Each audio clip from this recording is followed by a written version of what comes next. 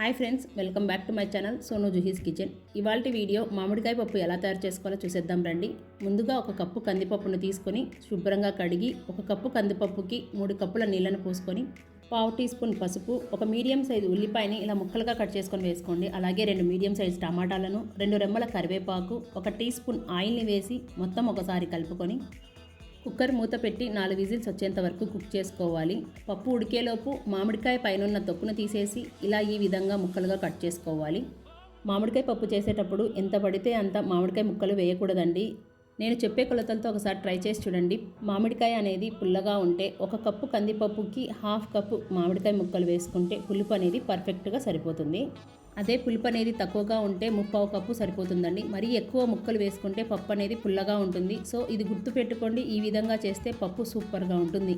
1/2 cup మామిడికాయ ముక్కల్ని ఒక గిన్నెలో వేసుకొని కాస్తని నీళ్లను పోసి స్టవ్ మీద పెట్టి ఫ్లేమ్ని లో ఫ్లేమ్లో పెట్టుకొని 5 నిమిషాలు ఉడికించుకుంటే సరిపోతుంది.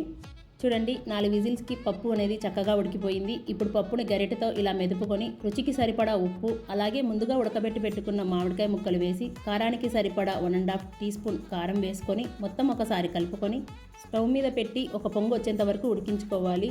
ఇప్పుడు ఉప్పు కారం సరిపోయిందా లేదా అనేది చెక్ చేసుకోండి. లేదంటే ఈ టైంలో యాడ్ చేసుకుంటే సరిపోతుంది. పోపు కోసం 3 టేబుల్ స్పూన్ ఆయిల్ని వేసి ఆయిల్ వేడయ్యాక 7-8 కచ్చాపచ్చగా దంచిన వెల్లుల్లి, 1/2 టీ స్పూన్ ఆవాలు, 1/2 టీ స్పూన్ జీలకర్ర, 4-5 ఎండుమిరపకాయలను ఇలా తుంచి వేసుకోండి. పోపు అనేది ఈ విధంగా వేగిన తర్వాత ఇప్పుడు ఇందులోకి 2 రెమ్మల కరివేపాకు, చివరగా చిటికెడు ఇంగువను వేసుకుంటే పప్పు టేస్ట్ అనేది చాలా బాగుంటుంది.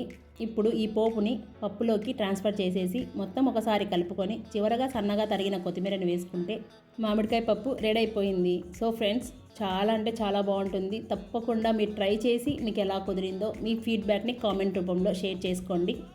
ఇవాల్టి వీడియో ఇంతేనండి. ఈ వీడియో మీకు నచ్చినట్లయితే please like, share, subscribe to my channel Sonu Juhi's kitchen. Thank you for watching.